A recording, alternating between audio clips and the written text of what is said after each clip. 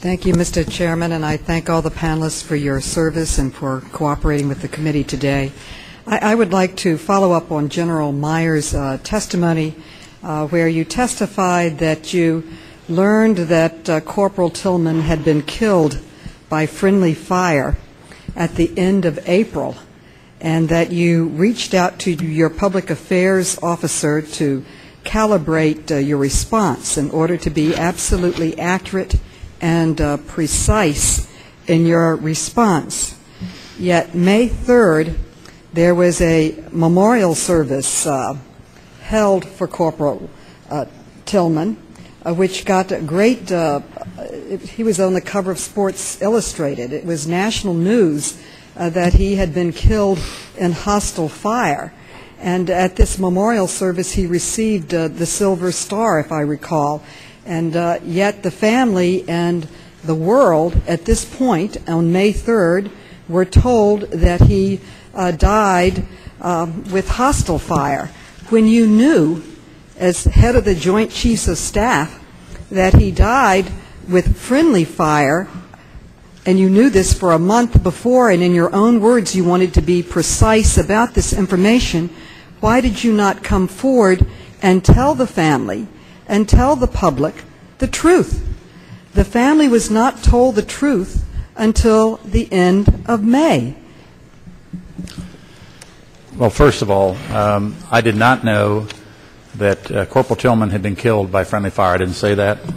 What I said was that I was informed that it's possibly friendly fire and that there is an investigation ongoing. In terms of notifying the family, that is in Army channels, and we've just talked about the regret there is for the fact that that was not done properly. If it had been done properly, my assumption would be they would have known before the memorial service. So I did not know it was friendly fire until the investigation. Like Secretary Rumsfeld, when you're in a senior position, you've got to be very careful what you say about it, and that's why I talked to the public affairs officer. By the way, I talked to my former public affairs officer. Yet General Myers, you knew that he died, that there was a possibility that he died by friendly fire. We are told all the time in the press, possibilities. We are told, hopefully, the truth. So at that point, you knew, and I assume many people knew, that there was a possibility that he died by friendly fire. And yet that was not disclosed until a full month afterwards. The family would have wanted to hear the truth. They testified they would wanted to hear the truth. And if there was a possibility, they would have wanted to hear the possibilities. And usually in this country, what we hear is the possibilities and hopefully the truth coming forward. And yet in this, this was not, you sat on your hands and you didn't say anything about it.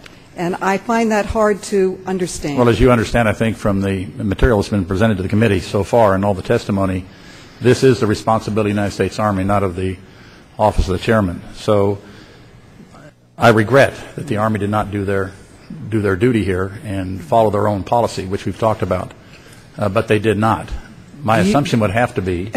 General Myers, do you regret your actions, that you did not reach out? And you were the head of the Joint Chiefs of Staff. The Army is under you, and that's not entirely correct. Well, let's get into what's right and fair, and not the. Well, what's right and fair is exactly what Secretary Rumsfeld talked about. What was right and fair is to follow Army policy and notify the family when they think there is a possibility. So the family should have been notified that there was a possibility. According to the Army regulations, as I understand them, that's correct. By the way, the Marine regulations don't. They don't notify until they're sure. So the Army did not follow their guidelines that they should have told the family and the public that there was a possibility that our hero, our football hero and war hero, died by friendly fire.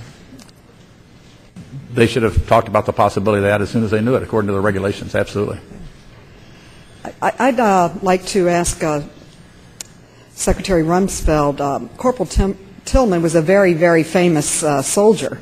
When he enlisted, it was very acknowledged by many people. He was a professional football player. He was offered millions of dollars in a contract that he turned down to serve our country. He captured your attention when he enlisted in May 2002, and you sent a letter on June 28, 2002, which I would like to make part of the record, and in it you write him and you say, I heard that you're leaving the National Football League to become an Army Ranger. It is a proud and patriotic thing that you are doing.